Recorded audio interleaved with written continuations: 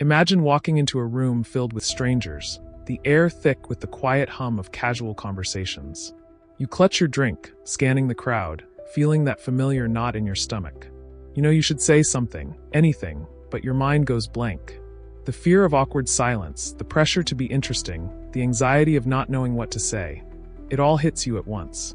So you shrink back, nodding along, waiting for the moment to pass, wondering why talking to people feels so effortless for others, but so draining for you. But what if it didn't have to be this way? What if you could step into any conversation with ease, knowing exactly how to spark interest, build connections, and make people feel drawn to you? What if small talk wasn't something you dreaded, but instead became a tool, an art that you could wield with confidence? Have you ever felt like conversations slip through your fingers before they even begin? Do you wonder why some people captivate a room while others struggle to get past, "How's the weather?" Do you wish you could walk away from every interaction feeling like you truly connected, instead of merely exchanged words?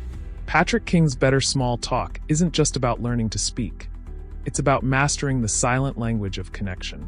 It's about turning awkward exchanges into opportunities and making every interaction feel meaningful. Because at its core, small talk isn't about what you say. It's about how you make others feel. Let's think about it.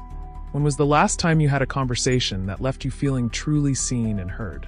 Not just a passing exchange of pleasantries, but a moment where you felt understood?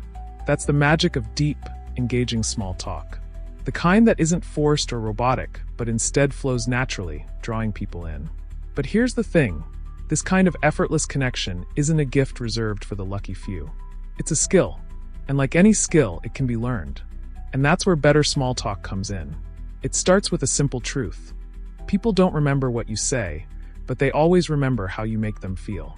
This means that conversations aren't about impressing others with dazzling words or perfect wit. They're about engagement. They're about emotional resonance.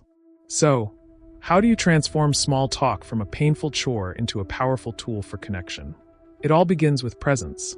Imagine meeting someone who, in the first 5 minutes, makes you feel like you're the most interesting person in the world. They're not just waiting for their turn to speak. They're there, truly listening, responding with curiosity, making you feel like your words matter. That's the secret. Great conversationalists aren't the best talkers, they're the best listeners. Think about the people in your life who have made you feel valued. Chances are, they weren't the ones dominating the conversation. Instead, they made space for you. They asked the right questions, leaned in, matched your energy, and made you feel like your thoughts and stories were worth sharing. That's the heart of meaningful small talk, making others feel seen. And yet, so many of us struggle with this because we overthink it. We focus on ourselves, how we sound, whether we're interesting, if we're saying the right thing, when in reality, the best conversations aren't about us at all. They're about the other person. Patrick King lays out a powerful technique, the thread theory of conversation. Instead of treating small talk as a game of back-and-forth questions, you learn to pull on the threads of what someone says, weaving deeper, more engaging discussions. When someone mentions they just got back from a trip, instead of the predictable, "Oh, how was it?" you dig deeper. What made you choose that destination? What was the most surprising thing about your trip? These aren't just surface-level questions. They show you're invested, that you care. And when people feel like you care, the conversation shifts. They relax. They open up. They start revealing the parts of themselves that make them who they are. And suddenly, you're not just talking, you're connecting. King also emphasizes the power of storytelling. Have you ever noticed how some people can take the most mundane experience, like waiting in line at a coffee shop, and turn it into something captivating? It's not because the event itself was extraordinary, but because they frame it in a way that pulls you in. They add detail, tension, humor. They make you feel like you were right there with them. And when you start storytelling in your conversations, you invite people into your world in a way that makes them want to stay. But perhaps the most important lesson in Better Small Talk is this. Every conversation is an opportunity. An opportunity to make someone's day, to make someone feel heard, to create a moment of genuine connection in a world where so many people are just waiting for their turn to speak. When you start seeing conversations this way, as a chance to add value rather than prove your own worth, everything changes.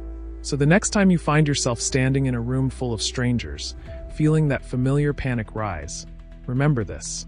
Connection isn't about saying the perfect thing. It's about showing up with curiosity, presence, and a willingness to engage. It's about making others feel important.